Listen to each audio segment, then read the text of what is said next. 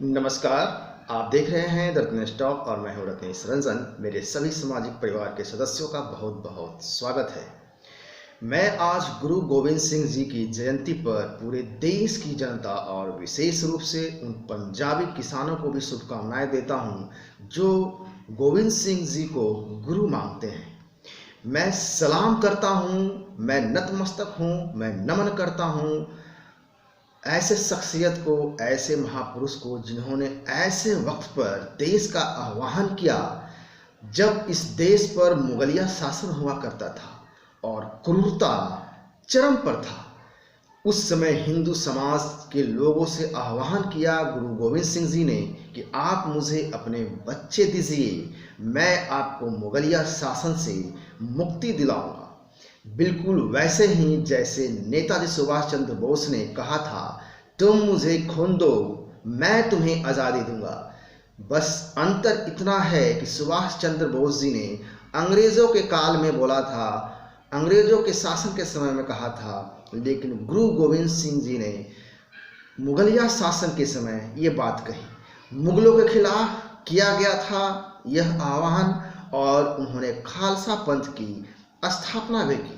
खालसा का मतलब होता है वो जो देश को बचाएगा, वो जो देश को सुरक्षा को अपने प्रथम कर्तव्य मानेगा, जो अपनी सुरक्षा जो है इसमें मानेगा कि देश सुरक्षा है। कहने का मतलब जो देश की सुरक्षा में ही अपनी सुरक्षा मानेगा, वो जो मुगलिया शासन के अत्याचारों से हिंदू समाज की रक्षा करेंगे, ये था खालसा पंथ। अब ध्यान देने वाली बात यह है कि आज गुरु गोविंद सिंह जी की जो जयंती है, जो उनका उद्देश्य था उसे हमें समझना और समझाना और आम लोगों को बताना हम सबका कर्तव्य है, हम सबका जिम्मेवारी है। उनका उद्देश्य देश की रक्षा करना था, संरक्षित करना था, समाज को बचाना था, विदेशी आक्रांताओं से बचाना था।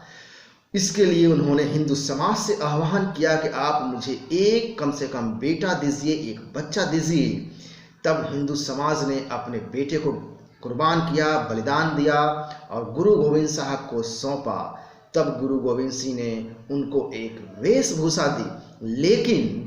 लेकिन समय के साथ साथ कुछ जो गलतियां हो गई, एक वो ये कि स्वतंत्रता मिलने के बाद भी स्वतंत्र भारत में ये गलती हुआ कि वो गलती सुधारी नहीं गई और वो यूनिफॉर्म थी, वो वेशभूषा थी जो बच्चों तक को भी पहनाने की परंपरा चलन में आ गई। संभवतः गुरु गोविंद सिंह जी ने यह आह्वान करने से अपने आप को वंचित रख दिया या चूक हो गए किसी कारणवश से, यह भी हमें समझना पड़ेगा। ये कहना कि वो लड़ाका वर्ग ही यह यूनिफॉर्म पहनेंगे, ये आह्वान करना भूल गए, ये चूक गए ये बताने के लिए कि जो देश की सुरक्षा के लिए काम करेगा, वो आर्मी फोर्स के लिए काम करेगा, उसके लिए यह विशेष वेशभूषा है पंजाबियों का। उनके बच्चों ने भी बिना ट्रेनिंग के, बिना मानसिक तैयारी के वो यूनिफॉर्म पहनना शुरू कर दिया और वो यूनिफॉर्म वंशानुगत सिख हो गए। गुरु गोविंद सिंह जी ने सपने को, जिन्होंने अपने बच्चे को शहादत कर दी, अपने आप को शहादत कर दी, जिन्हें बच्चों को दीवारों में अंग्रेजों ने चुनवा दिया था, ऐसे बहादुर महारथी के वंशज कहने वाले लोग आज देश को शर्मसार कर रहे हैं। ये लोग दिल्ली बॉर्डर पे बैठे हुए हैं, यह भी हमें समझना होगा।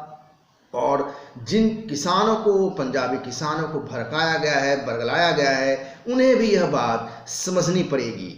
जबकि दिल्ली पुलिस लगातार बार बार आह्वान कर रही है, बात कर रही है, सरकार भी बात कर रही है, लगभग 10 दौर की बात हो चुकी है, कोर्ट भी इसमें शामिल है, कोर्ट ने कमेटी बना दिया है, काफ़ी तरह की बातें हैं, लेकिन अभी तक तो लाठी ही चली है, वाटर कैनन चला है, कुछ दिनों पहले आंसू गैस के गोले चले हैं। लेकिन अगर आपने उपद्रव ज़्यादा किया तो यह भी संभव है कि दिल्ली पुलिस को लाठियां नहीं बल्कि गोलियां भी चलानी पड़े, देश को बचाने के लिए, देश की राजधानी को बचाने के लिए, देश की अस्मिता को बचाने के लिए जो आप ट्रैक्टर रैली निकालने की योजना बनाए बैठे हैं गणतंत्र दिवस पे 26 जनवरी को, क्योंकि सुप्रीम कोर्ट ने भी यह फैसला दे दिया है कि जो दिल्ली के अंदर कौन आएगा कौन जाएगा, दिल्ली की सुरक्षा का पहला दायित्व, जिम्मेवारी दिल्ली पुलिस की है। देश आपसे आह्वान करता है इन किसानों से, इन पंजाबी किसानों से गुरु गोविंद सिंह जी की जयंती पर कि आप यह याद रखें, स्मरण रखें, देश को बचाने के लिए गुरु गोविंद सिंह जी ने क्या क्या किया था।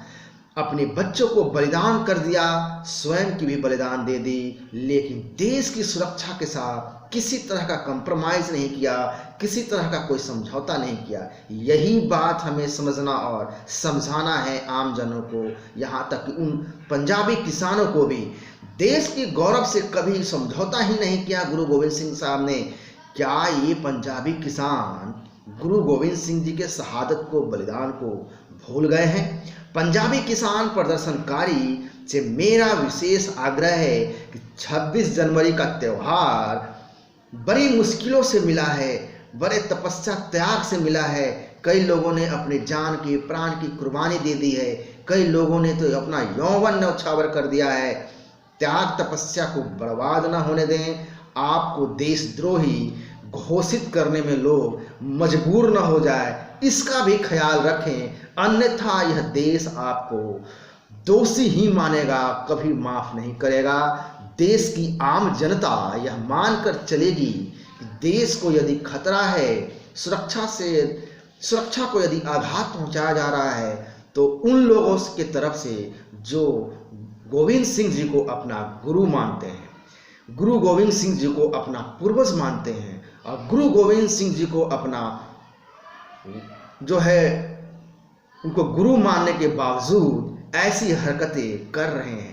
इसलिए आप अपने गुरु को किसी भी तरह से लज्जित न करें, शर्मिंदित न करें। आप सभी गुरु गोविंद सिंह जी की जयंती को मनाइए, देश की गणतंत्र दिवस के पर्व को मनाइए। नमस्कार, जय हिंद, वंदे मातरम।